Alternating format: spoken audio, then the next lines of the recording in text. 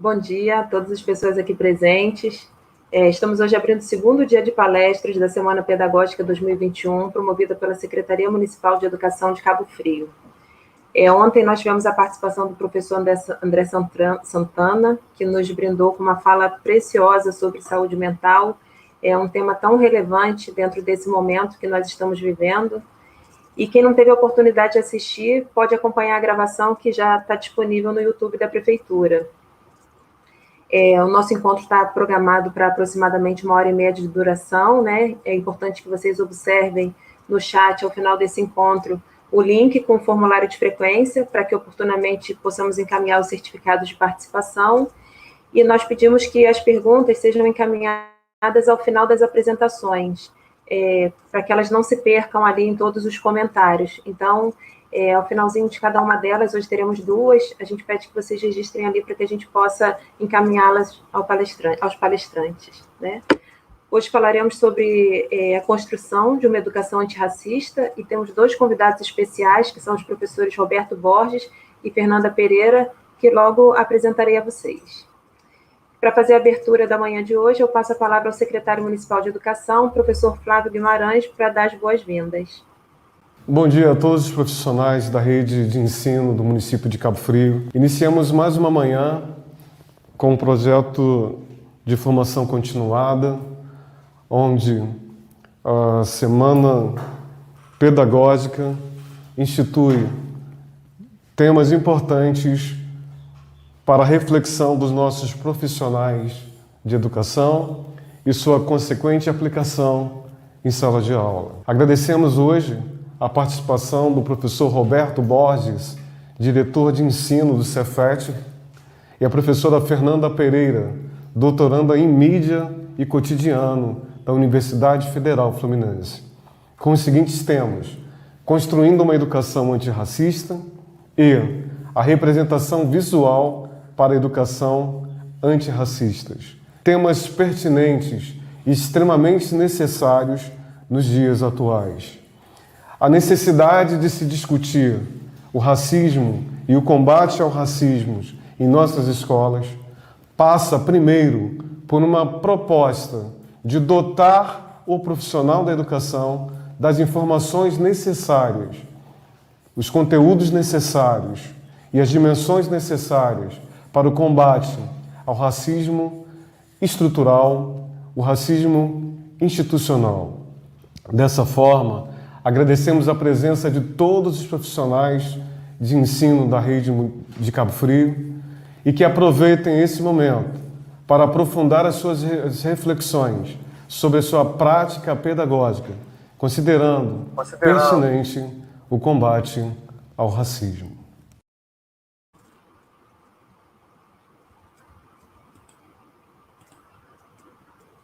Na sequência, eu convido a superintendente Eliana Corado para dar uma palavra. Bom dia. Um dos maiores líderes mundiais pela luta contra a segregação racial ficou preso mais de 3 décadas. Foi condecorado com o Prêmio Nobel da Paz. Foi eleito presidente do seu país e deixou várias frases marcantes. Entre elas: ninguém nasce odiando outra pessoa pela cor da sua pele, por sua origem ou por sua religião. Para odiar, as pessoas precisam aprender. E se podem aprender a odiar, podem ser ensinadas a amar. Nelson Mandela. Ontem, o Brasil perdeu uma outra pessoa que respeitava muitas diferenças. Para essa doença implacável, principalmente porque alguns insistem em não respeitar o outro, não usando a máscara, não tomando os cuidados necessários. Paulo Gustavo, que nos deixou a seguinte reflexão: diga o quanto você ama, a quem você ama. Mas não fique só na declaração, gente. Ame na prática, na ação. Amar é ação. Amar é arte. Boa palestra.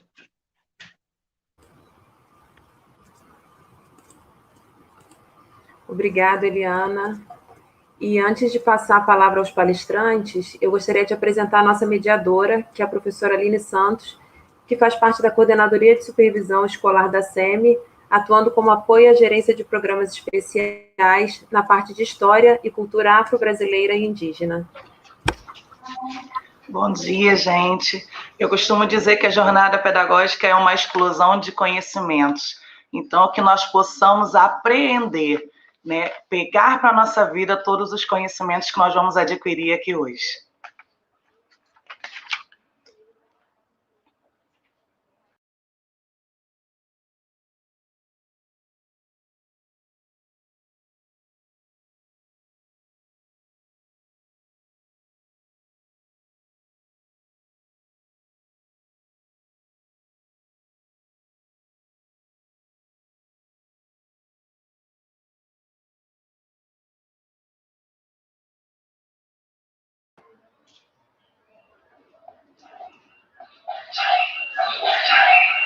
Débora, você está mutada. Ai, mil desculpas, gente. A gente está aprendendo a fazer fazendo, né? Vamos lá, vou falar de novo. Aline, eu agradeço a sua participação e vamos em frente. Caros colegas, entre diferentes e importantes temas, né? Um deles tem se mostrado premente para uma frente de discussões, que é a construção de uma educação antirracista. Em tela, outros elementos indissolúveis devem ser trazidos à fala, como o caráter multicultural e pluriversal que a educação deve dar no tom de sua conversa com e sobre os sujeitos que nela estão envolvidos. E assim, como não somente um espaço de encontros, a escola, que por natureza é um espaço de visões plurais de mundo, construto de nossa identidade, também é território de tensões.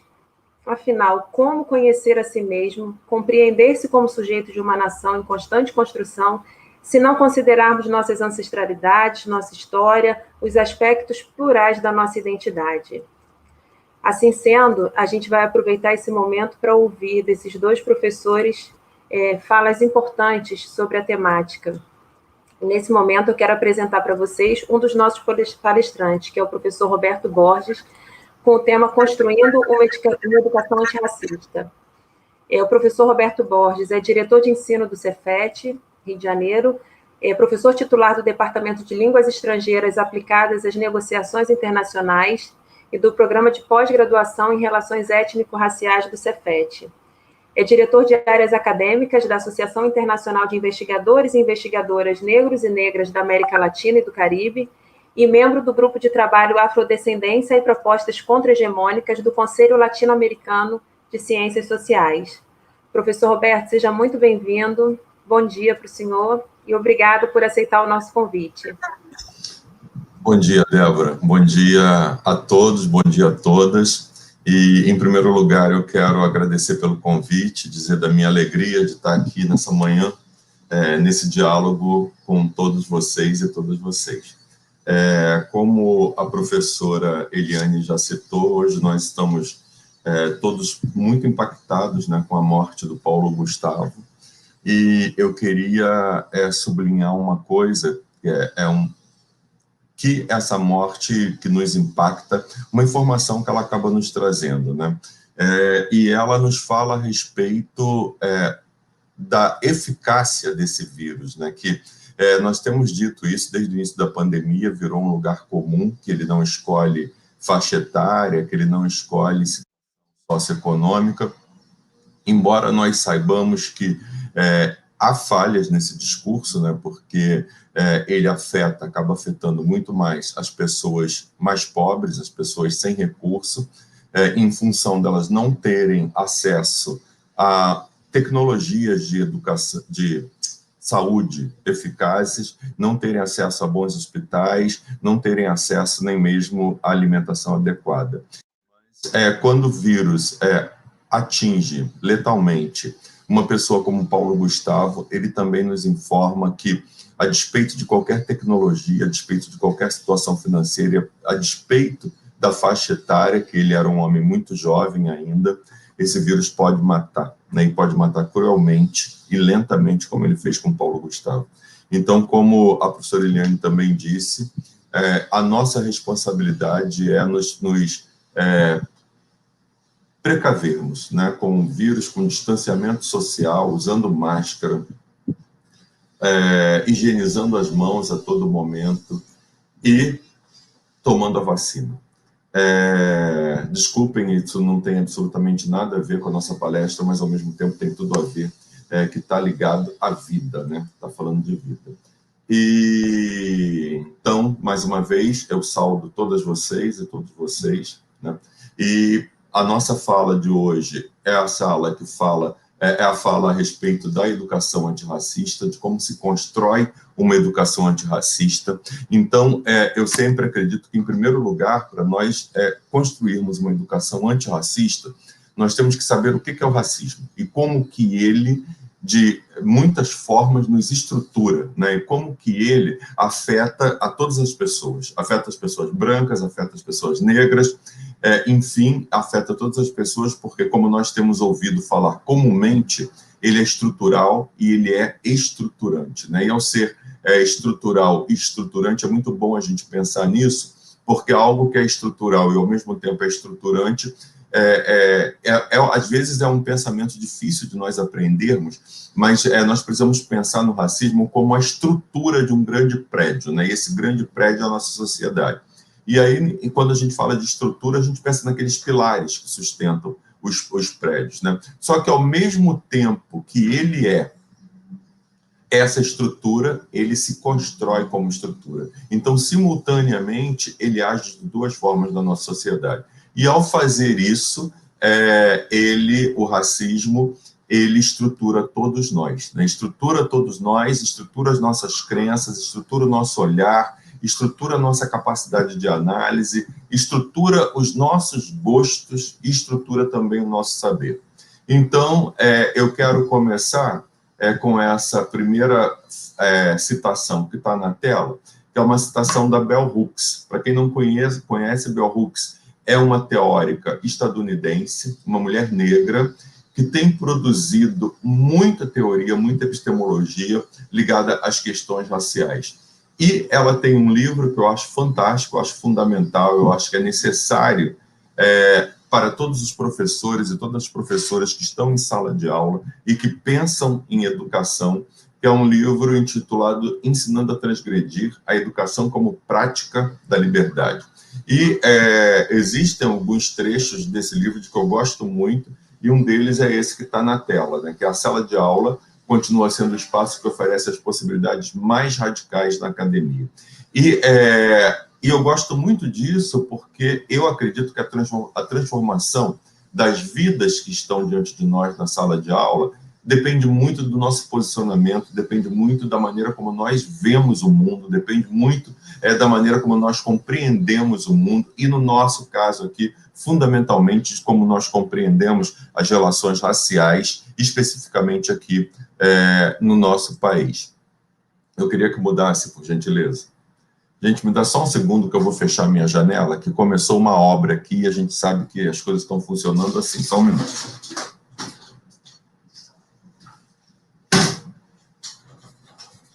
O trabalho invadiu as nossas casas, né? E aí nós precisamos, às vezes, ter essas atitudes. A outra citação que eu trago é de um teórico também importantíssimo para as questões raciais, que é o Frantz Fanon. Essa citação é uma citação do livro Peles Negras, Máscaras Brancas, e o Fanon nos diz que precisamos ter coragem de dizer: é o racista que cria o inferiorizado. Quando eu trago isso aí é fundamental para nós compreendermos o que é essa estrutura racista, né? E como que ela se mantém, de onde que ela vem, qual é a origem de todo esse racismo que existe no mundo. Nós precisamos, quando ele diz que nós precisamos ter coragem, é porque nós precisamos assumir a verdade, como ela foi construída, essa verdade, que é uma verdade discursiva, né? Como que ela foi construída, e nós precisamos nos conscientizar delas, porque o racismo, nós só conseguimos combater o racismo se nós tivermos consciência de como que ele atua nas nossas vidas e como que nós alimentamos esse racismo e como que nós o fazemos permanecer. A primeira questão que nós precisamos entender é o seguinte, eu vou falar disso um pouco mais à frente, é que o racismo ele é uma construção discursiva, né? Não, perdão, a raça é uma construção discursiva. A raça é uma ficção, né? É uma construção que foi criada por brancos ao chegarem ao continente africano para desumanizar aquelas pessoas, para objetificar aquelas pessoas, para desqualificar aquelas pessoas e para discursivamente torná-las inferiores. E quando eu digo que é uma discussão, é uma ficção que foi criada por brancos, né, nós sabemos que foi exatamente assim. Agora, isso não significa que as pessoas brancas que estão vivas hoje são responsáveis pelo aquilo que seus ancestrais fizeram, né, há 600 anos atrás, há 500 anos atrás. Mas essas pessoas brancas de hoje são responsáveis pela manutenção do racismo. São responsáveis porque o racismo, como ele continua segregando, como ele continua desumanizando, como ele continua desqualificando, como ele continua objetificando as pessoas negras, isso acontece em prejuízo para as pessoas negras. Se acontece em prejuízo para as pessoas negras, quem é que está se dando bem nessa estrutura? Não são as pessoas negras. E nós precisamos ter consciência disso. Pode passar a tela, por favor?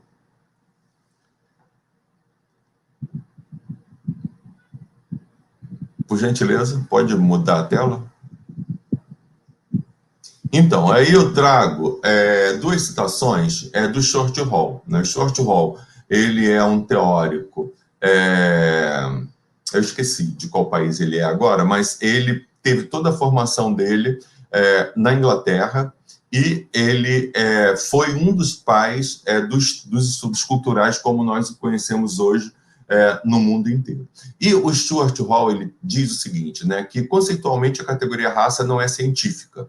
As diferenças atribuíveis à raça numa mesma população são tão grandes quanto aquelas encontradas em população racialmente definidas. O que ele está querendo dizer com isso aí? Em primeiro lugar, aquilo que eu já disse anteriormente, que a categoria raça não existe absolutamente nada de científico nela, né? Para a ciência, para o genoma, para o estudo de genoma, para os estudos de célula, de DNA, só existe uma raça, e essa raça é a raça humana.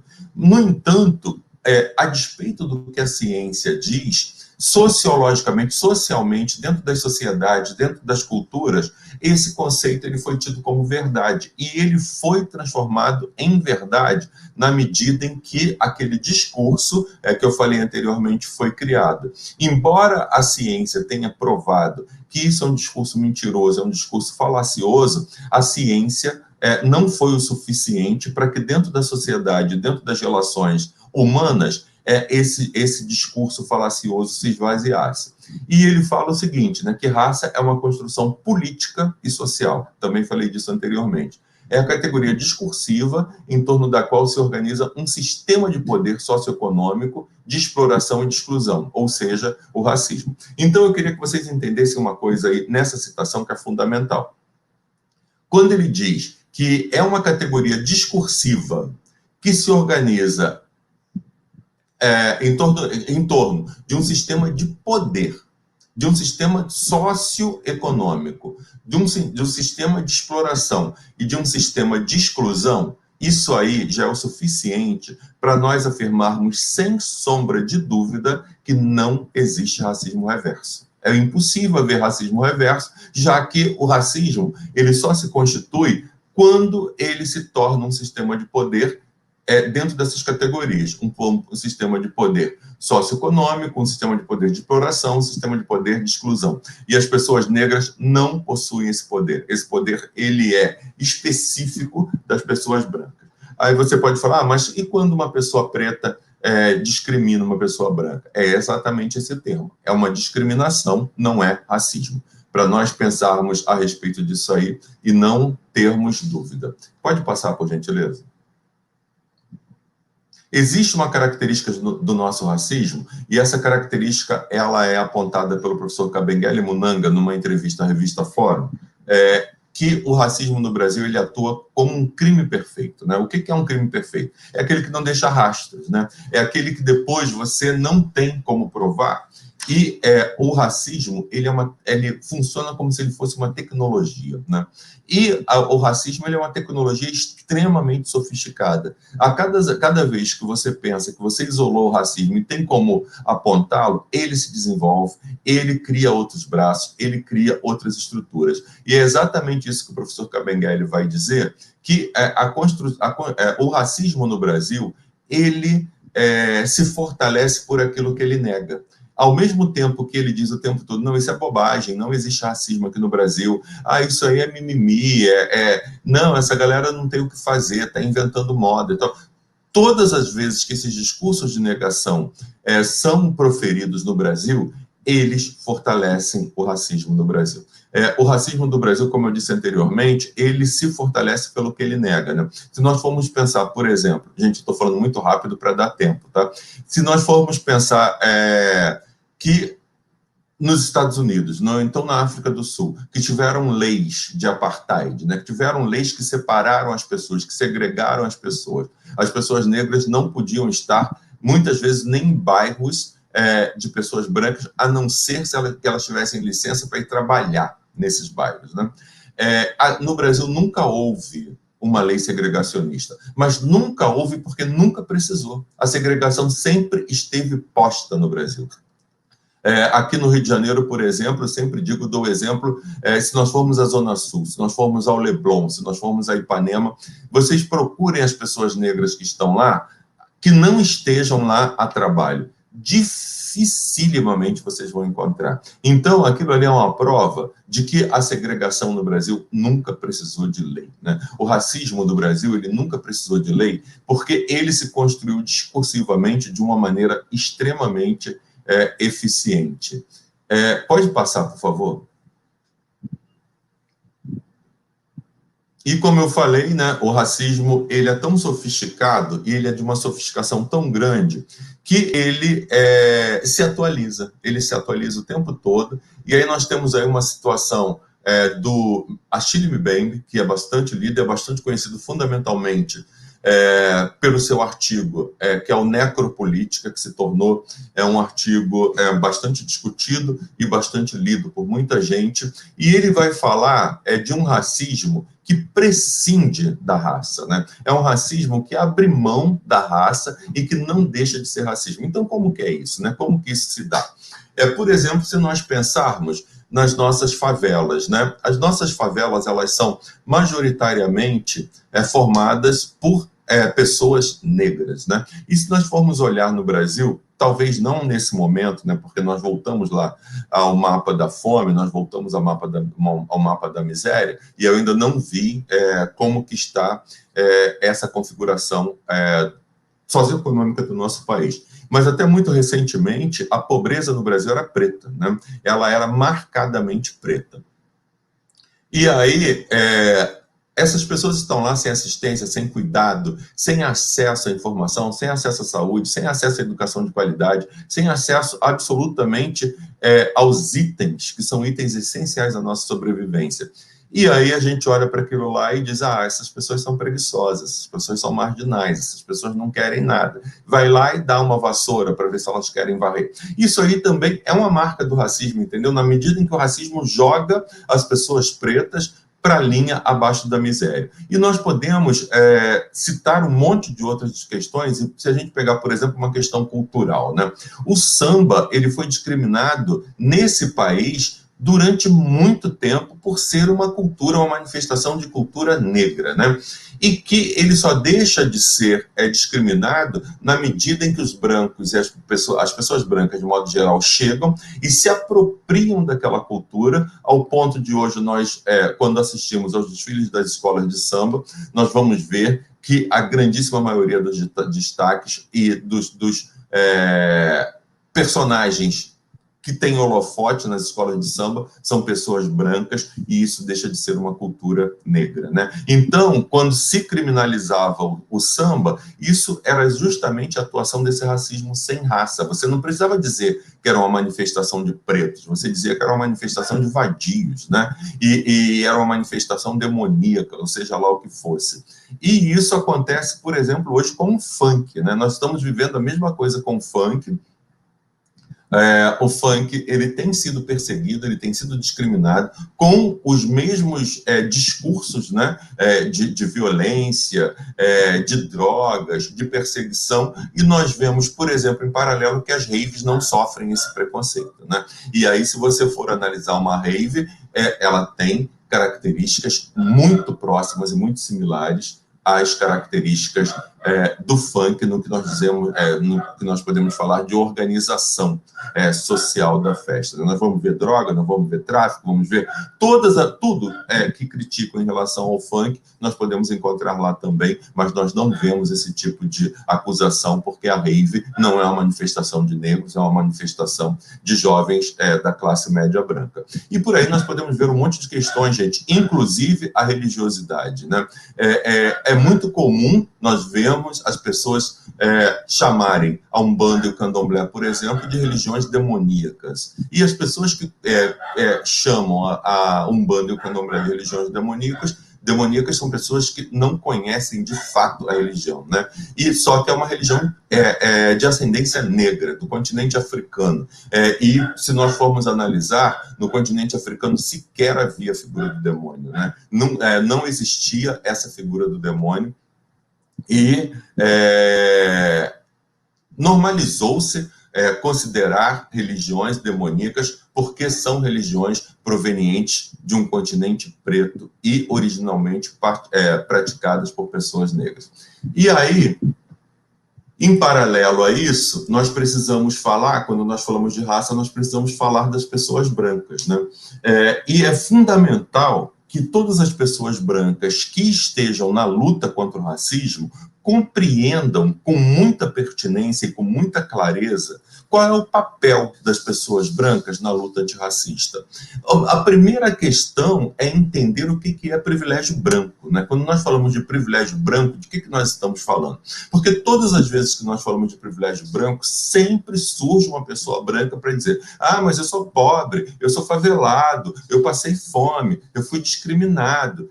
Sim, foi e é legítimo tudo isso. No entanto, se você é uma pessoa branca muito pobre, se você é uma pessoa muito branca da favela, e seja lá qual for a tua origem econômica, se alguém te põe uma roupa, que é considerada uma roupa de uma classe econômica bastante superior à sua, se te leva a um salão, se cuida de você, esse passado, ele está apagado, se você quiser apagar. Você pode viver como se nunca tivesse acontecido aquilo. E isso está ligado ao privilégio de ser branco nessa sociedade, porque todas as vezes que nós falamos de privilégio branco, nós falamos de quê, fundamentalmente? Em primeiro lugar, é que a pele branca estão atrelados à pele branca todos os significados de positividade, sejam eles de honestidade, de moral, de cultura, de decência, de tudo isso. E o que não acontece com as pessoas negras, né? Normalmente, o pré-julgamento a uma pessoa negra é o contrário do que acontece com as pessoas brancas. A pessoa branca sempre é dada a ela o benefício da dúvida. A pessoa negra raramente tem esse benefício. E eu posso dar um exemplo para vocês, que é um exemplo que aconteceu no metrô, no sul do país, quando uma mulher branca foi para a mídia e disse que teve o seu turbante arrancado no metrô por uma mulher negra, né? E as redes sociais todas passaram a agredir a mulher negra, crucificar a mulher negra, proferir palavras extremamente violentas a essa mulher negra, e essa mulher negra foi julgada e foi punida antes de ser ouvida. Ninguém ouviu a mulher negra, mesmo quando ela falava. Um pouco tempo depois, a mulher branca voltou à mídia e disse que era mentira, né? Que ela estava passando por um processo de doença, que ela estava muito carente, que ela quis chamar a atenção, né? E isso aí, quando a gente fala de privilégio, a gente está falando disso, entendeu? A pessoa branca, ela não precisa de muita coisa para que se creia nela. Se você pensa, por exemplo, numa situação de emprego, você pode colocar uma pessoa negra extremamente capaz ao lado de uma pessoa branca não tão capaz assim. E é provável que essa pessoa branca consiga a vaga e a pessoa negra não consiga essa vaga. E, além disso, tem toda a construção discursiva e social que está em torno dessa pele branca e toda discriminação racial, todo o racismo que está em torno dessa pele negra, até mesmo no nosso discurso, né? Há ainda quem diga, por exemplo, que a fome é negra. Por que se diz que a fome é negra, né? Porque é uma fome terrível. E aí todos os aspectos semânticos que estão ligados a coisas ruins, o pecado é negro. Você disse das pessoas negras e das pessoas pardas da cor do pecado, né? E quando se fala da cor do pecado, está se falando de um desejo proibido, né? Ou de um desejo maldito sobre o qual não se tem controle. E é bastante importante nós entendermos isso, né? E eu trago aqui uma citação da Lia Schuckman, que é uma pesquisadora de São Paulo, que é uma mulher branca, judia, classe média, e que na tese de doutorado dela, ela vai pesquisar os brancos. E acho que o título da tese é Entre o Branco, Branquíssimo e Encardido, é facilmente encontrado na internet, a tese dela e os livros dela também.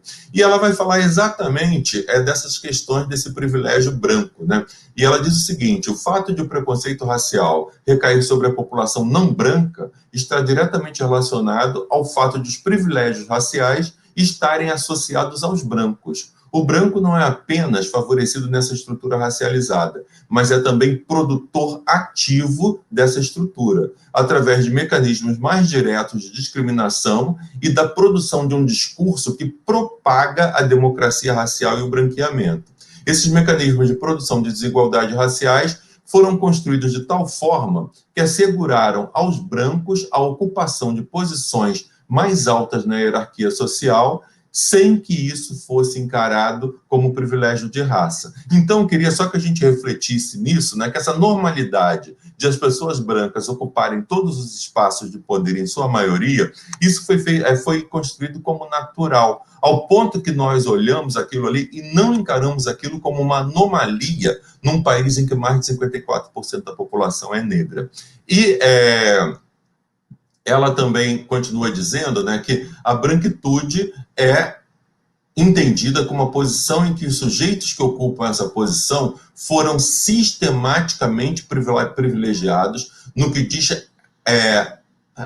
respeito o acesso a recursos materiais e simbólicos gerados inicialmente pelo colonialismo e pelo imperialismo e que se mantêm e são preservados na contemporaneidade. Portanto, para se entender a branquitude, é importante entender de que forma se constroem as estruturas de poder concretas em que as desigualdades raciais se ancoram. Isso aí é fundamental para nós entendermos o seguinte, né? Esse privilégio branco ele foi construído de tal forma que as pessoas brancas acabaram por ter acesso a todos os bens de consumo, bens culturais, bens sociais, e isso foi visto como normal. E como que as pessoas brancas antirracistas reagem a isso? É lutando para que esses privilégios se tornem direitos para todos. Não é possível nós vivermos numa sociedade que durante séculos estar na universidade foi um privilégio só de pessoas brancas, né?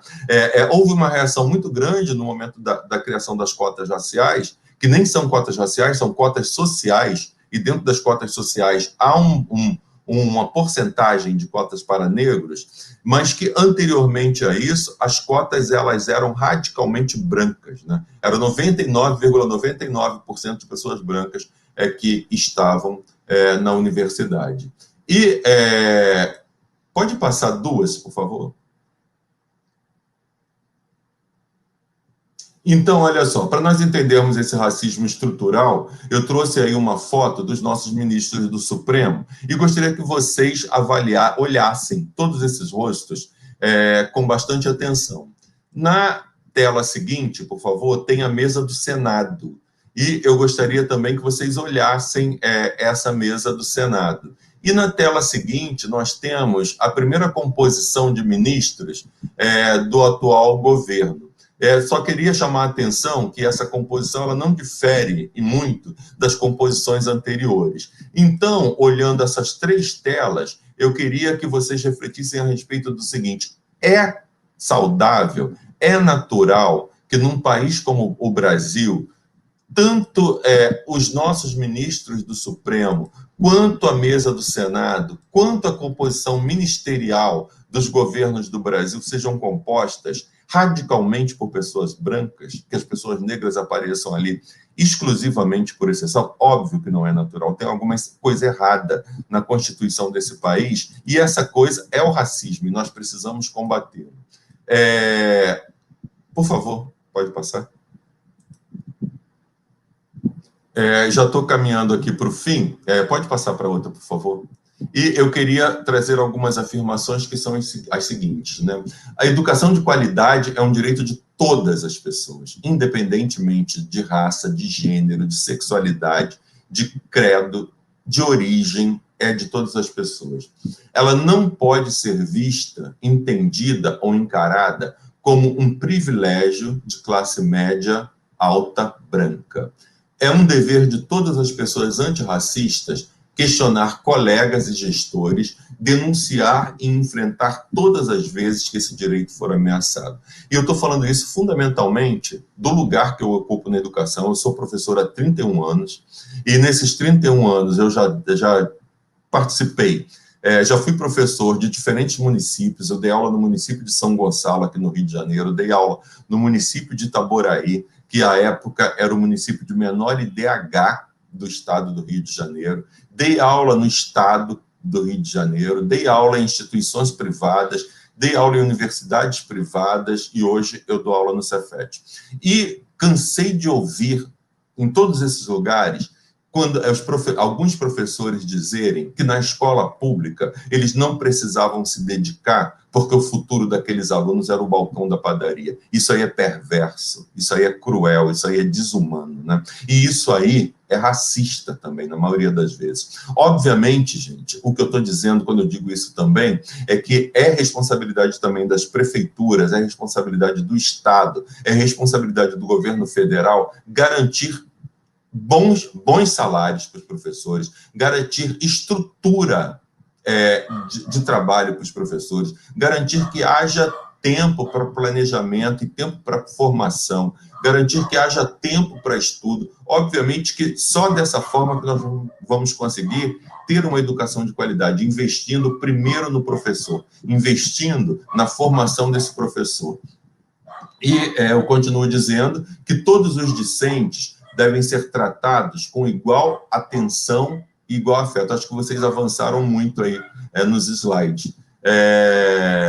Todos os discentes devem ser tratados com igual atenção e igual afeto. E o último slide, o penúltimo slide, avançaram, estão lá na bibliografia. O material didático levado para a sala de aula tem de contemplar e representar pessoas negras, pessoas indígenas e pessoas brancas. Quando isso não acontecer, ele tem que ser devidamente problematizado, e a problematização jamais deve ocorrer em prejuízo de identidades historicamente oprimidas, né? Nós vamos ver que as pessoas negras e as pessoas indígenas continuam sendo estigmatizadas nesses livros didáticos, e nós temos que ter atenção na hora da escolha e atenção dobrada na hora das nossas aulas para mostrar os equívocos que acontecem ali. E, dependendo do equívoco, nem mostrar. As histórias de sucesso de vitórias apagadas ou silenciadas nos livros didáticos devem fazer parte do currículo, não somente em datas comemorativas, mas no decorrer de todo o ano letivo. Hoje nós não temos mais desculpa, né? A internet está aí, e basta nós procurarmos quem são as personagens negras da nossa história, de grande importância, que é nossa obrigação levar para a sala de aula, para que as crianças brancas e as crianças negras possam ter acesso a informações que as pessoas da minha geração, por exemplo, não tiveram, né? Das pessoas negras que lutaram, das guerras que foram importantes, por exemplo, da Revolução do Haiti, sobre a qual a gente não fala, sobre os grandes nomes brasileiros de pessoas negras, como o engenheiro Rebouças, como Tia Ciata, como Abdias do Nascimento, como Dandara, como Lélia Gonzalez, que são pessoas que são extremamente importantes para a nossa formação e que a maioria de nós sequer conhece.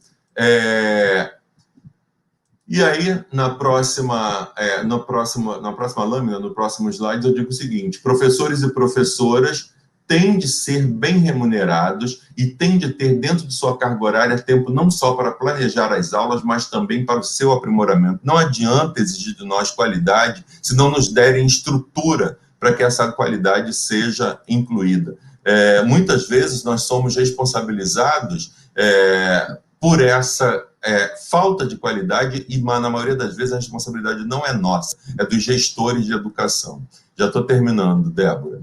E a Angela Davis tem uma frase que está na próxima lâmina, que ela diz o seguinte: numa sociedade, essa frase todos nós conhecemos, numa sociedade racista não basta não ser racista, é necessário ser antirracista. E ser antirracista é lutar contra o racismo. Lutar contra o racismo é se conscientizar dos males que o racismo traz para a nossa sociedade, para brancos e para negros, para crianças brancas e para crianças negras, como a professora Eliana, não estou bem certo se foi a professora Eliana, alguém citou, o Mandela, quando ele diz que o racismo se aprende, se ele se aprende, ele também pode ser desaprendido, e nossa função dentro da educação é trabalhar com essa questão. E é preciso ter consciência, em primeiro lugar, que branco também é raça, né? Se negro é raça, branco também é raça, e que é uma raça que foi privilegiada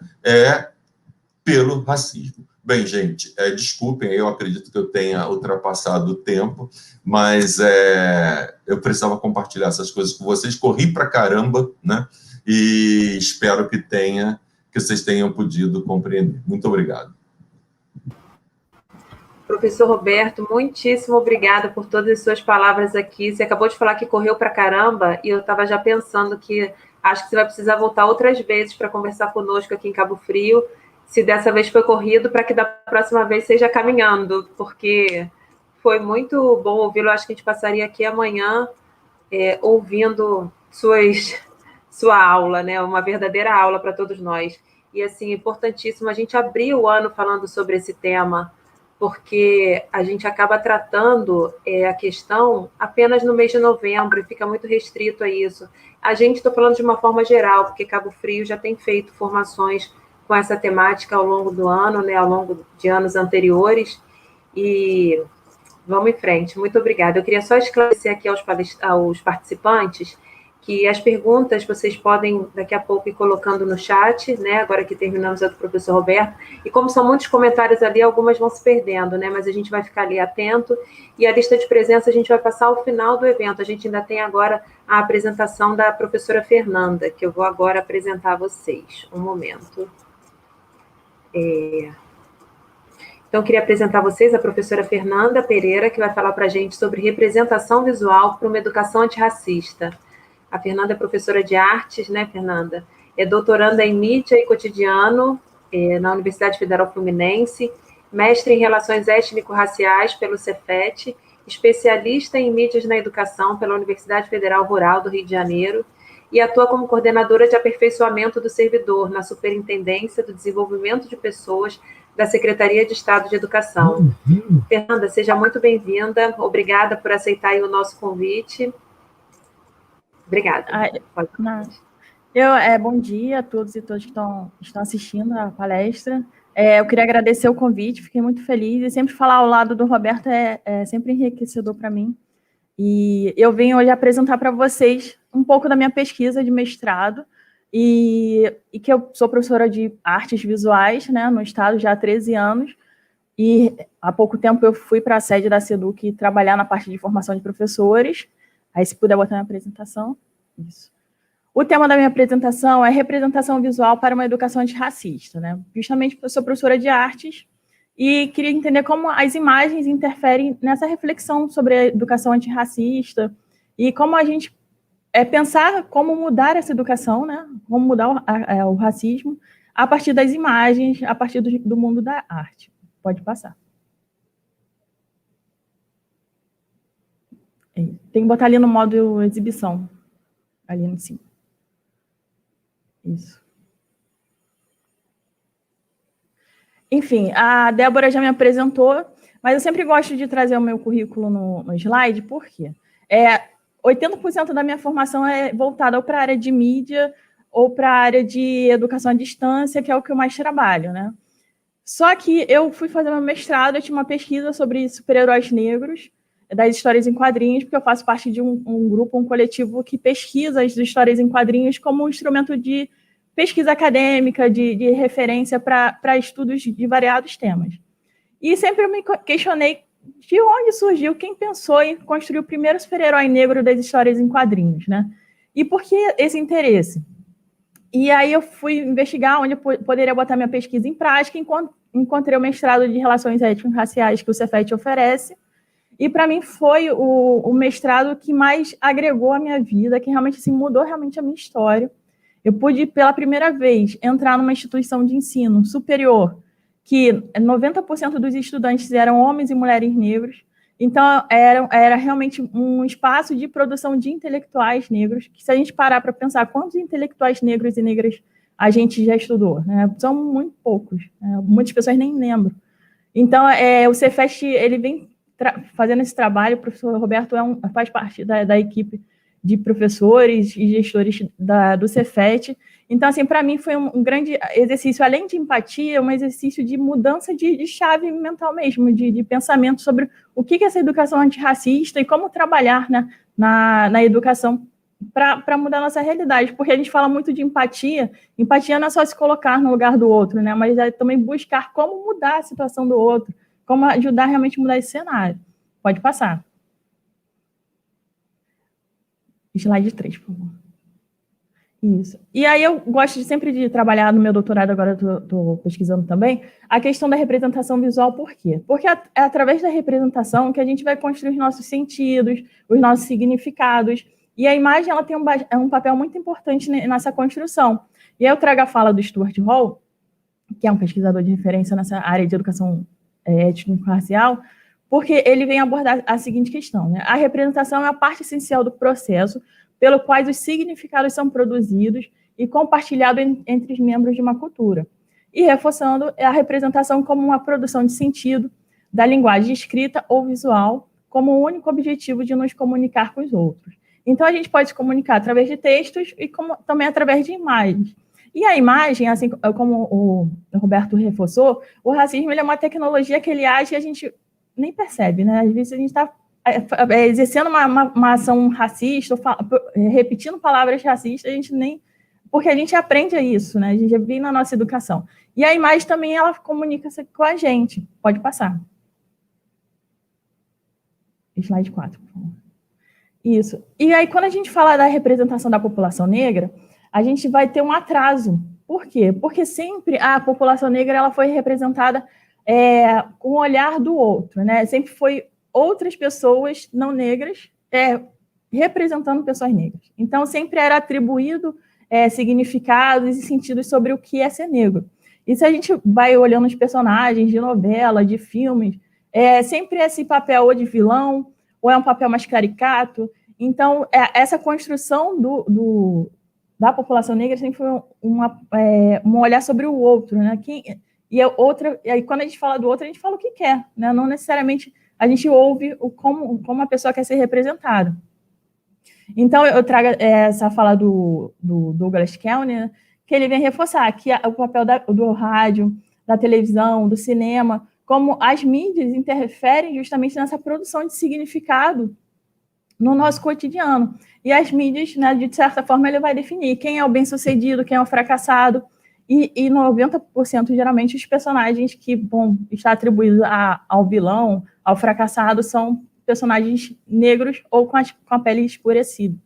Então, aí eu retorno à minha pesquisa de 2018 do mestrado. Pode passar slide 5, por favor. Na minha pesquisa de mestrado, eu abordei os super-heróis negros e negras das histórias e quadrinhos. Para quê? Para buscar referências para a educação das relações étnico-raciais e para o ensino da história e cultura brasileira e africana. E por que os super-heróis, Fernanda? Podia falar sobre qualquer personagem. Mas quando a gente fala de super-herói, a gente está falando de poder. E quando a gente fala de racismo, a gente está falando de poder também. Quando o racismo, ele vive justamente para definir quem tem poder e quem não tem. Então, o racismo é uma forma de aniquilar a população negra e manter outras pessoas como lideranças e referências de poder. E quando a gente olha para os super-heróis negros, a gente tem que pensar, será que realmente esse super-herói, né, que ele recebe um superpoder, será que o poder dele é realmente validado, é realmente real, significativo, e realmente está pensando na representatividade da população negra, ou não? E aí essa pesquisa de mestrado, para mim, foi maravilhosa, porque ela rendeu vários frutos, e para aprendizados também. E, ao longo da minha pesquisa, eu pontuei aí nessa apresentação 10 tópicos que eu gostaria de passar para vocês sobre o que eu aprendi e que eu acredito que possa ser trabalhado na escola e que vocês possam refletir, né? Porque a gente sempre pergunta como começar, né? Como trabalhar a educação antirracista. Geralmente a gente fica esperando o professor que é ligado a algum movimento, militante, alguma atividade antirracista, ou o professor negro, né? Fica esperando a ação daquele professor. O professor negro tem que falar de racismo. Não necessariamente. Então, você pode utilizar as imagens, eu utilizo os quadrinhos, e aí eu começo justamente pela essa questão. Lembra que eu falei que a representação da população negra era feita por outras pessoas? Então, isso gera a construção de representações que são somadas a estereótipos, e esses estereótipos, eles surgem para fixar diferenças, né? Eles surgem para preservar esse preconceito, que é o racismo. Logo, a gente tem uma representação racializada. E essa representação ela é muito sutil e, às vezes, também não. E eu trago 3 personagens aí para a gente refletir sobre essas representações racializadas, né? O primeiro personagem é o Leroy Ball, que é um personagem de 1939, que você não sabe se ele é um menino ou se ele é um macaco, você não sabe se ele é humano, se ele é animal, né? Então, essa humanidade o personagem negro, ela é retirada.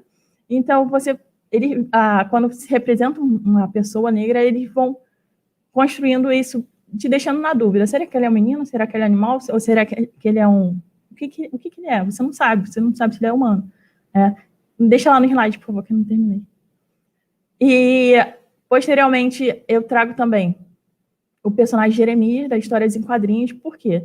Como a gente consome mídia, a gente consome arte, tudo a gente consome também de outros países, o racismo também a gente vai consumindo. Então, ele vai se reproduzindo nas nossas produções. Vocês podem ver que o Leroy Ball, que era um personagem que a gente não sabia se era humano ou não, a construção gráfica, a utilização das cores, vai refletir também no Jeremias, que é um personagem negro das histórias da Turma da Mônica. Você pode ver a evolução a representação do Jeremias ao longo da história. E essa outra revista, que é uma revista que foi publicada na década de 50, se eu não me engano, que é Aventuras de Reco-Reco, Bolão e Azeitona. Então, era uma forma de reforçar, né? O Reco-Reco era o feio, o Bolão o gordo e o Azeitona o negro. Então, como as imagens, de certa forma, vai reforçando preconceitos, estereótipos, e essa representação racializada, estereotipada, é uma forma do racismo se manter vivo. Pode passar. Slide 7, por favor. E aí, a representação, ela tem, quando a gente fala de imagem, de representação, a gente tem que ter consciência que ela está em constante movimento, né? Ela sempre está mudando. Então, o racismo ele vai se adaptando a isso também. E aí, quando eu comecei a pesquisar super-heróis negros, eu fui perguntando para as pessoas quem é o super-herói negro que você conhece, poucas pessoas falavam Super Choque, ou alguns conheciam ainda o Pantera Negra. E aí eu fui buscando, cheguei ao número de 53 super-heróis negros, construí essa linha do tempo com alguns principais aí que eu utilizei na minha pesquisa, principais que eu digo de destaque. Só que aí, investigando a história desses personagens, a gente vai ver que eles não foram, a grande maioria não foram criados para representar a população negra. Eles foram criados justamente para ocupar um espaço na mídia e para trazer. A gente está falando de consumo, a gente está falando de mercado cultural, então a gente está falando que eu vou construir um personagem negro para vender, e não necessariamente para representar a população negra. Então, esse constante movimento é justamente isso, pensar, será que realmente o Falcão, que agora está tão em alta, né, esse personagem da história de quadrinhos, será que ele realmente está ali para representar os Estados Unidos, ou só está preenchendo um espaço? Então, dentro da história desses personagens, a gente pode entender muito sobre o racismo e sobre como trabalhar isso em sala de aula. Pode passar. Slide 8, por favor. E aí a gente precisa ter uma leitura crítica desses discursos existentes nas imagens, né? Porque elas permeiam o nosso cotidiano e elas tornam uma possibilidade também de ressignificar essas representações. Quando a gente vê uma representação, uma revista que só tem personagens brancos ou que reforça algum tipo de estereótipo, a gente pode reconstruir essa história. E foi isso que o quadrinista brasileiro Hugo Canuto fez, que ele pegou a revista dos super-heróis americanos, né, da Marvel, e recriou utilizando os orixás da cultura africana e afro-brasileira. E ele recriou. Então ele falou, por que os meus super-heróis não podem ser orixás também? Né? Então a gente precisa ter esse olhar atento sobre o que a gente está lendo, sobre imagens, sobre o que a gente está recebendo também. Pode passar. Slide 9, por favor. E aí, na era da educação, foi em 2018, entrou no PNLD algumas edições de quadrinhos, né, de graphic novels, de quadrinistas brasileiros que trabalham a questão da escravidão, do processo da escravidão no Brasil, a partir do olhar da população escravizada, porque a gente tem que ter muita essa consciência que a pessoa negra ela não é descendente de escravos, ela é descendente de pessoas que foram escravizadas. Então, o Marcelo de Salete, o João Pinheiro e a Silene Barbosa, eles constroem, através dos quadrinhos, através da Graphic Novels, uma nova forma de transmitir essa história. Então, as práticas educacionais, elas também podem utilizar essas representações e reconstruir significados. Lembra que eu falei representação, significado? Então, a gente pode reconstruir significados também. Então, e agora, entrando na rede pública, né, no catálogo de livros da rede pública, esses quadrinhos é mais um reforço para nossas aulas. Pode passar para o slide 10. E aí, fala, Fernanda, por que ressignificar? Né? Porque realmente a gente consome muita imagem racializada. E um desses mitos, né, que foram construídos ao longo da nossa história é o personagem do Tarzan.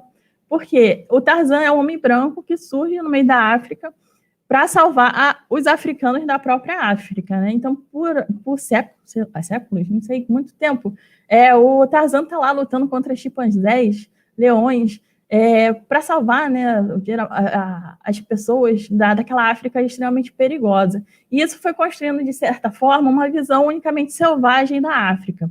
E aí, quando a gente omite a cultura africana ou afro-brasileira nos bancos escolares, a gente está estimulando a fixação dessa história única. Né? E aí eu trago a Chimamanda, que é uma das referências, é uma escritora nigeriana, que ela foi estudar nos Estados Unidos, eu não lembro onde.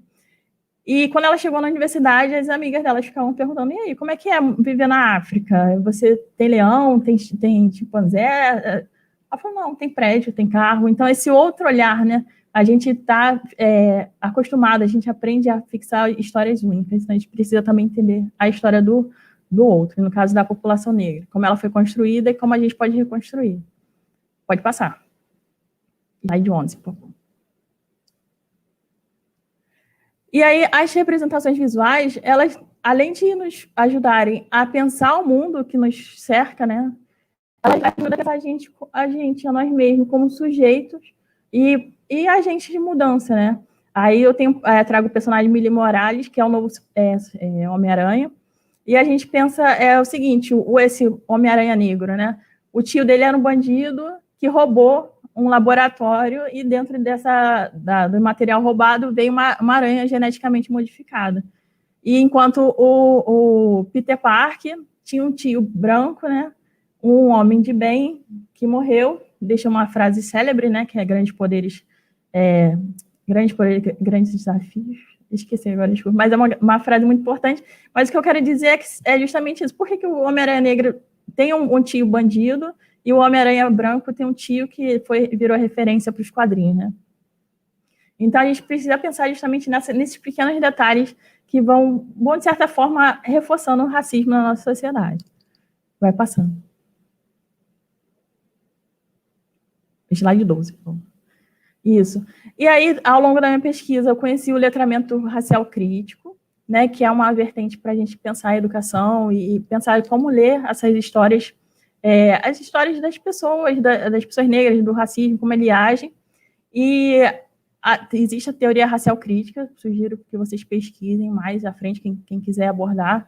E ele vai considerar justamente essas narrativas, autobiografias, as histórias, as contras-narrativas, qual é o olhar do outro. E a gente vai pensar também como mostrar o que o racismo é justamente estrutural na sociedade que a gente vive e na educação em si. Né? E aí a professora Aparecida Jesus Ferreira é uma referência na questão do letramento racial crítico, e eu trago aí na imagem um episódio do Super Choque, que é o único personagem que realmente foi criado por uma editora, que pessoas de quadrinistas, de redatores que eram pessoas negras, que queriam se representar e sabiam como queriam ser representados nos quadrinhos, e nesse episódio o pai do Super Choque leva ele à África para conhecer a história dele. Então, a gente, através do letramento racial crítico, a gente ouve as histórias, ouve como devastador é o racismo para as pessoas negras e como a gente pode mudar também. Pode passar para o slide 13. Uma educação antirracista é um convite ao reposicionamento do sujeito, mas também uma descolonização do olhar. Então, a gente está falando muito de descolonização do olhar e da educação. E por que eu trago, de novo, Pantera Negra? Né? Justamente na época que eu estava fazendo mestrado, lançaram o filme, foi um sucesso, né, do Pantera. E na história do Pantera, o Pantera ele vive num país africano, que é o Wakanda, né? Que é um país riquíssimo, cheio de tecnologia e referência, né, para outros super-heróis e tal. Mas, mesmo assim, o Pantera Negra precisou estudar na Europa para adquirir um certo conhecimento e voltar para assumir o posto dele como rei. Então, assim, o conhecimento dele só de Wakanda não servia, ele precisou ir à Europa para ter um conhecimento realmente validado, né? Então, essa descolonização, será que só o conhecimento do outro é válido? Será que ele é irmã, é cientista e tudo, mas precisa estudar na Europa para voltar. Então, o racismo está agindo nessa forma, né? Que ele precisou ir nas melhores escolas da Europa para adquirir um conhecimento validado. Pode passar. 14, por favor. Slide 14. O racismo ele sobrevive e mantém-se ativo, né? Muitas vezes por falta de conhecimento sobre as práticas que normatizam sua existência. E efetivar a aplicação da Lei 10.639 nos currículos e práticas escolares ainda depende de orientações sobre a diversidade de saberes que as relações étnico-raciais produzem, né? E aí, novamente, trago o filme do Pantera Negra, que aí muitas pessoas foram parar para pensar sobre um exército constituído por mulheres, né? O papel da diversidade, o papel da mulher na sociedade, o papel da mulher negra na sociedade, que foi tão significativo também. Então, a Lei 10.639 é uma lei que ela veio para engajar realmente essa mudança e trazer essa diversidade para as salas de aula. Pode ir para o slide 15, por favor. Tá. Mesmo diante das produções visuais que surgem, inserindo pessoas negras em sua composição visual, precisamos nos mantermos atentos, né? Afinal, estar presente não significa estar inserido no contexto histórico-social. Ou seja, não necessariamente, e isso a gente tem que ter um olhar muito atento, que quando lança um personagem novo, ele não necessariamente quer ter uma representatividade da população negra, ele quer realmente ou vender, né, no caso dos quadrinhos, vender quadrinhos, ou vender novela. Então, a gente, de alguma forma, aquele racismo ele vai estar ali, se bota uma protagonista negra, ela vai sofrer horrores, que talvez uma protagonista, uma atriz branca talvez não vá sofrer. Então, assim, pensa realmente, será que esse personagem está ali para representar a população negra, historicamente, socialmente falando, ou não, né? Então, esse olhar atento que a gente precisa desenvolver enquanto educadores, enquanto professores, e enquanto profissionais de educação também. Slide 16, por favor. Isso. E aí são algumas sugestões de leitura, né? O livro Pele Negra, Máscaras Brancas, que é fundamental para quem quiser iniciar, aprofundar os estudos sobre a educação das relações étnico-raciais, que é do autor Frantz Fanon. A Grada Quilomba, que ela vem falar Memórias da Plantação. Basicamente, a Grada ela se refere totalmente ao Frantz Fanon, mas de uma linguagem muito, muito objetiva e muito clara, e que ela vai falar justamente da questão do racismo, como ele habita o nosso dia a dia, o nosso cotidiano, né? Esse reforço realmente de invisibilizar, de desmerecer a população negra nas nossas ações do cotidiano. Então, é uma referência. E aí, puxando sardinha para o meu grupo de pesquisa também, né? Esse livro está maravilhoso, que é Negritude, Poderes e Heroísmo. O prefácio é do professor Roberto Borges, e são 10 pesquisadores que utilizam os personagens negros, os super-heróis, para falar sobre questões, tanto sobre como religiosidade, sobre a questão da eugenia através do Capitão América, falando sobre cultura visual. Então, a gente aborda vários temas utilizando os super-heróis das histórias e quadrinhos negros e negras, né? O papel da mulher também, tem a Tempestade, enfim, a gente utiliza esses personagens e nos reunimos e construímos esse livro. Fica como dica também de leitura para quem quiser ter uma inspiração para praticar na sala de aula. Slide 17, por favor. E eu queria agradecer, eu deixei aqui, uma breve apresentação, lembrando que a imagem ela tem um papel importantíssimo, né, na comunicação entre as pessoas. Às vezes, a famosa frase, né, uma imagem fala mais que 1000 palavras, né, mas a imagem ela pode realmente mudar, ela pode despertar para essa mudança de pensamento sobre a questão racial e uma educação antirracista mesmo.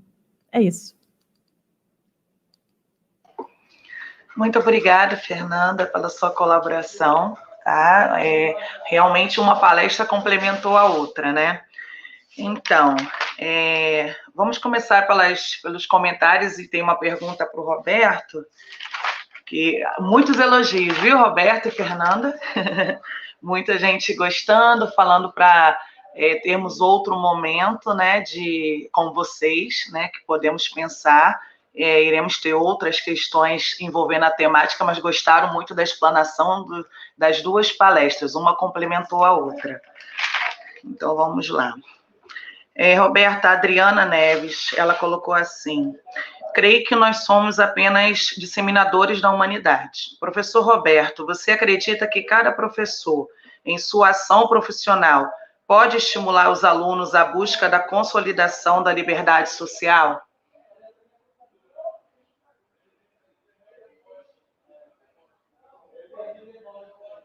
Eu estava desligado aqui. Como que é o nome da pessoa que fez a pergunta?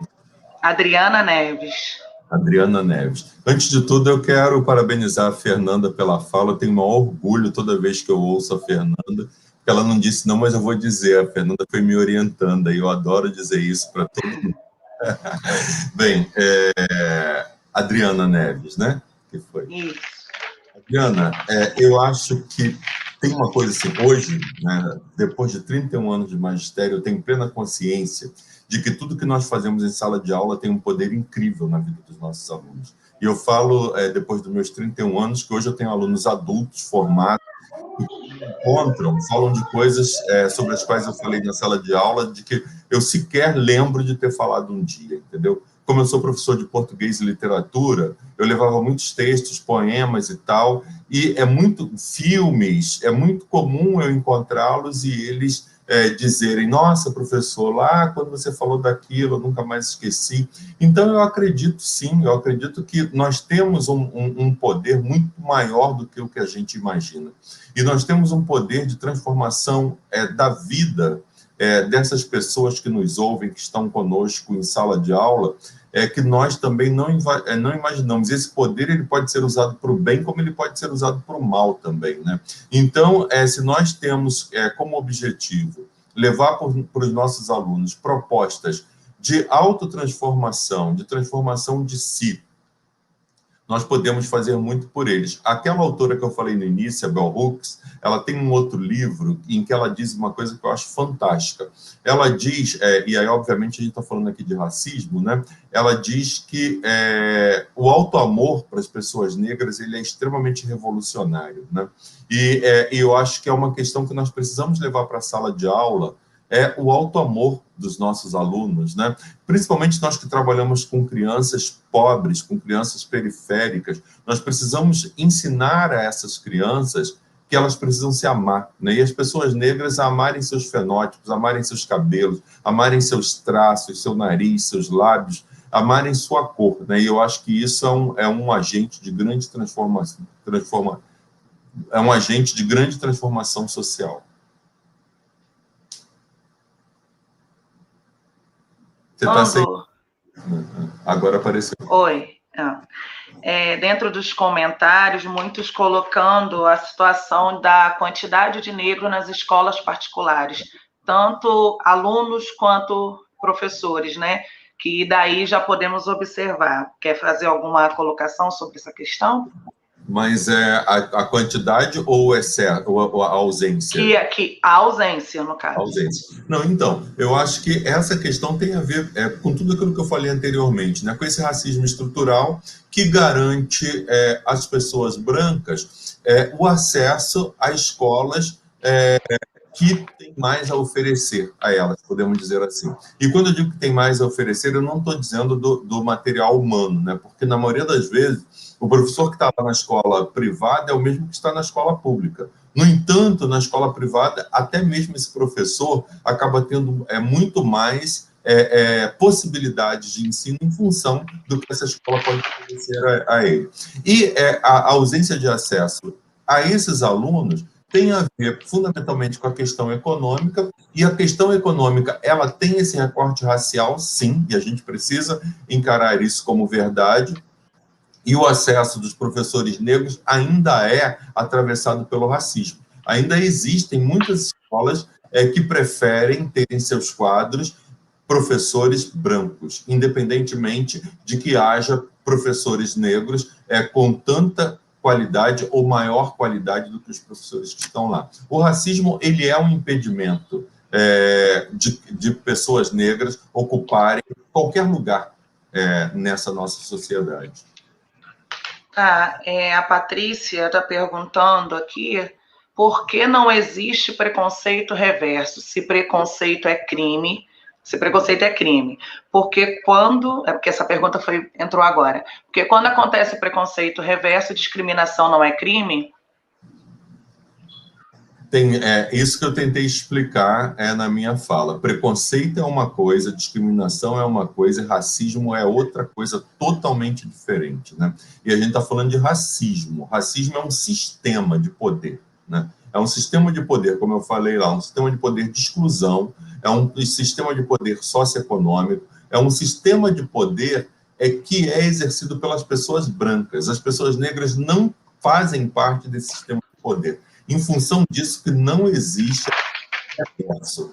Preconceito contra branco existe, discriminação contra branco pode existir também, mas isso não é racismo. O racismo, ele é um sistema de poder que impede a vida às pessoas negras. O racismo, ele é um sistema que impede às pessoas negras aspectos essenciais da sobrevivência, o que não acontece com as pessoas brancas porque é impossível, porque o sistema estrutural, ele é branco, ele não é negro. Muito bem. Os demais comentários foram todos elogiando e pedindo realmente que tenhamos mais contato com você, no caso, tá? Queria colocar uma pergunta em uns comentários agora para a Fernanda. Fernando, quadrinhos e super-heróis estão cada dia mais inseridos no cotidiano da criança. Qual a importância da escola incluí-los em seus projetos? Foi a Rafaela Solano. Oi, Rafaela. Os quadrinhos, justamente por ser tão importante, né, a gente reconhecer a importância dele, é a questão da leitura, a questão da leitura, a questão da visualidade, mas a gente tem que pensar o seguinte, que quadrinho, quando a gente fala em quadrinhos, acho que quadrinho é de fácil acesso, né? E se você olhar hoje em dia o mercado, o preço dos quadrinhos não está de tão fácil acesso assim. Por isso que a importância do MEC, né, do Ministério da Educação, inserir esses quadrinhos na educação também, para justamente despertar esse olhar, além da criatividade, mas despertar a percepção crítica e reflexiva sobre as ações do cotidiano. Então, assim, inserir tantos personagens como o quadrinho, ele vai estimular, além da leitura, mas também esse desenvolvimento crítico dos alunos e do professor também. Né? A gente, hoje em dia, vários personagens estão sendo alavancados através de filmes, seriados, né? E isso dá uma visibilidade maior para o mundo dos quadrinhos. Mas a gente tem que lembrar que, além dos quadrinhos das grandes empresas, como Marvel e DC, também tem os quadrinistas independentes que estão produzindo bastante material que pode ser utilizado na educação também. Obrigada. E tem um comentário, eu não coloquei o nome da pessoa. O cinema poderia explorar melhor essa temática. A Marvel fez um ótimo trabalho com a Pantera Negra, mas poucos sabem que a Tempestade já foi líder dos X-Men e isso nunca foi abordado no cinema. O que você colocaria sobre isso? O cinema, as mídias, elas, uma ajuda a outra, né? Então, o Pantera Negra foi bom para dar visibilidade para o personagem, porque o personagem já foi criado na década de 60 e muitas pessoas só passaram a conhecer depois do filme. Então, o cinema e principalmente o papel da mulher, né, nessa discussão racial também é importante. A Tempestade é justamente isso, deixa a mulher em segundo plano, né, porque sempre dá destaque aos personagens masculinos e tem uma questão também desse personagem Tempestade ser subordinada ao homem também, que é o professor Xavier. Então, a gente tem que sempre olhar com esse olhar crítico. São personagens, é uma ficção, mas tem um certo quê de realidade ali que a gente precisa ter atenção. O cinema sempre ajuda, as outras mídias também, né? Seriados, enfim, sempre ajuda a contribuir nessa reflexão. Tá, quero agradecer novamente a contribuição dos dois e só tenho um questionamento para a Débora. Débora, da formação, ela deve ter visto, perguntando sobre a disponibilidade do material e contato com os nossos palestrantes. Já foi perguntado várias vezes. Bom, bom dia de novo para todo mundo. Queria agradecer mais uma vez aí a fala dos professores Roberto e Fernanda. São vários comentários, muitas perguntas, e eu acho que a gente vai precisar mesmo chamar vocês aqui em outros momentos para conversarem aí conosco. Será um enorme prazer recebê-los. A aula de hoje, né, o encontro de hoje, a palestra, vai ficar disponível no YouTube. E os professores também, podemos disponibilizar esses slides que vocês passaram para a gente, para os professores, que a gente pode encaminhar para os e-mails das escolas.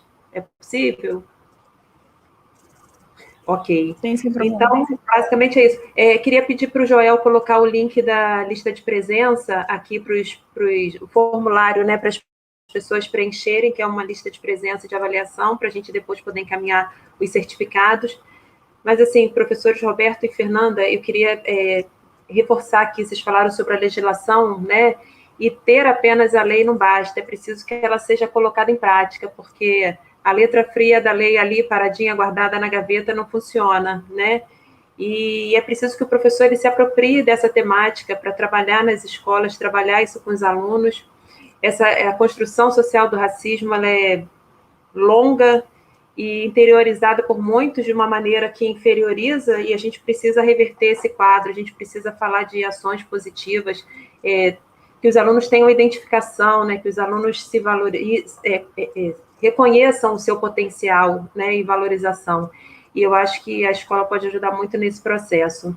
E falas como a de vocês e de tantas outras pessoas que a gente pode utilizar como ferramenta, eu acho que vai ser um bom recurso para que a gente possa promover essa discussão aí com nossos alunos, com nossos professores. Foi falado ali no chat sobre formação continuada, e eu sou do setor de formação continuada, assim como Deise e Gesseldo, e agradeço muito aí a colaboração de todos para que esse evento acontecesse, e podem ter certeza que a gente vai promover outras com a temática, outras da gente falando da questão quilombola também, que temos escolas, né, em regiões quilombolas aqui na nossa cidade. Então, aguardem que a gente vai fazer outros momentos, assim, tão bons quanto esse ao longo do ano. Então, basicamente é isso. Eu não vi se o Joel colocou ali no chat a lista de presença. Queria saber se o professor Roberto querem dar uma palavrinha para fazer as considerações finais e a gente se encaminhar aí para o fim do nosso encontro. Débora, você pode me passar o link, por favor? Sim. Pode deixar que eu vou botar aqui para você no chat. Pode falar, professor Roberto. Débora e Aline, muito obrigado pela recepção de vocês, e eu quero agradecer também a todos os professores e professoras que estiveram conosco aqui nos assistindo. Uma honra poder falar com vocês. Lá no meu slide, acompanhe os meus slides, uma bibliografia bastante densa de raça e de racismo, e sugiro que leiam porque pela leitura que nós podemos avançar, né? Como a Débora falou, não dá para ficar só na lei e não dá para ficar no achismo, né, gente? A gente precisa de epistemologia, de aprofundar em epistemologia e crescimento. Vou falar só mais uma citação da Bell Hooks, já viram que eu amo a Bell Hooks. A Bell Hooks, ela diz que ela encontrou na teoria um lugar de cura, né? E que a teoria seja esse lugar para todos nós e todas nós, né? Que nós possamos nos curar na teoria das nossas dores e de todos os traumas que o racismo trouxe para a nossa sociedade. Muito obrigado. Fernanda? Oi, novamente eu queria agradecer quem ficou até o final aqui da live. É sempre bom falar sobre esse tema, né? É um tema difícil, mas que é necessário falar. Eu sempre comento que quando eu estava na minha pesquisa, vários colegas de profissão, amigos, se sentiam à vontade, né? De chegar para mim e falar que essa pesquisa não ia dar em nada, ou que não vale a pena discutir esse tema na escola. E eu resisti e continuei com a pesquisa porque é necessário, é urgente. E a gente conta, né? A educação tem a importância da educação para modificar a nossa realidade e melhorar o nosso cotidiano, sim. Então, só queria agradecer e parabéns pela Prefeitura por essa ação. Fernanda, então, muitíssimo obrigada ao professor, obrigada aí aos professores que ficaram conosco até o momento, e queria avisá-los que a gente vai ter outras palestras ainda ao longo dessa semana. A nossa fala de ontem, e aí eu tenho um recadinho para o senhor, professor Roberto, foi do professor André, que foi seu aluno lá no mestrado no Cefet, professor André de Santana, e ele deixou um abraço aí especial para o senhor. A fala de ontem foi preciosa e as duas de hoje também. Então, a gente está seguindo aqui num ritmo muito bom e fico feliz que os professores que estão aqui conosco participando estão gostando, estão nos dando aí um retorno positivo. A gente preparou com muito carinho tudo isso e o objetivo é que essas discussões sejam colocadas em prática nas escolas. Não é só um encontro para ser um encontro e um cumprimento de horário de formação continuada, não é isso. A gente precisa que esses conhecimentos se multipliquem por aí. Então é isso. Obrigada a todos. Tenham todos aí um bom dia e a gente se encontra daqui a pouco. Logo mais às 2h nós temos outra palestra com a professora Mônica Ramos. Amanhã a gente tem com o professor Vinícius e na sexta-feira temos mais uma para fechar a semana. Obrigada. Tenham todos um bom dia.